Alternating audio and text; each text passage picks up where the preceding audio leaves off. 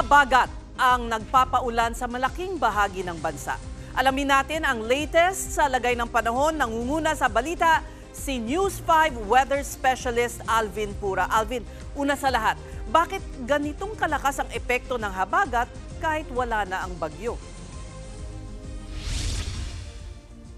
Yes, wala na nga tayong bagyo sa labas ng ating Philippine Area of Responsibility at yung dating bagyong Krising, naglandfall na yan dyan sa may Hong Kong. Pero meron tayong tinatawag na monsoon trough o yung ating parang intertropical convergence zone pero nasa taas na bahagi ng ating bansa. Relatively mababa po ang pressure dyan kaya kahit nakalayo na yung dating bagyong Krising, nag-iwan po yan ng mga grupo ng kaulapan dito po sa itaas na bahagi ng ating bansa.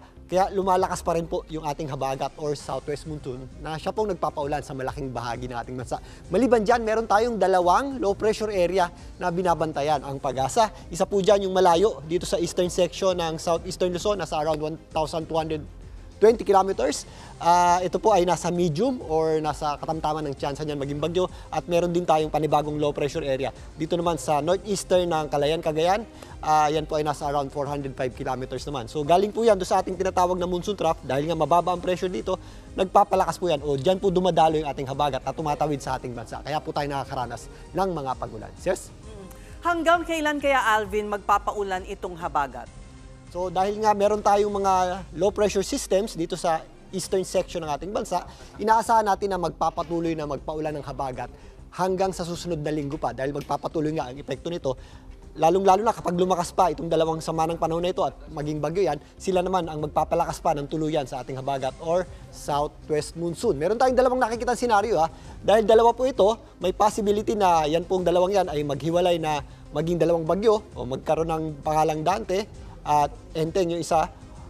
Pwede rin pong maging parte ng sirkulasyon nitong unang bagyo na mabuo, itong mas mababang low pressure area or itong mas malapit na low pressure sa atin. Magkakaroon po yan ang tinatawag nating malamonsoon gyre na setup o isang malawak na sirkulasyon na kung saan yan po ang hihila ng habagat or southwest monsoon. Kaya nakikita natin na in the next few days, halos magpapatuloy po ang epekto at magpapaulan ng habagat sa malaking bahagi ng ating bansa, particularly sa western section ito. Kasama rin po dyan ang Metro Manila. Yes?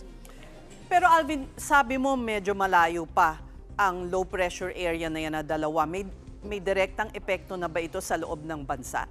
Itong mga low pressure systems na nakikita natin dito sa East Philippine Sea ay hindi natin nakikitang mag-landfall or tumama sa lupa. Bagamat itong medyo mas malapit, meron niyang tinatawag na trough, sumasabit po yan dyan sa Cagayan. Pero itong dalawa, hindi natin nakikitaan ng pag-landfall or pagtama sa lupa.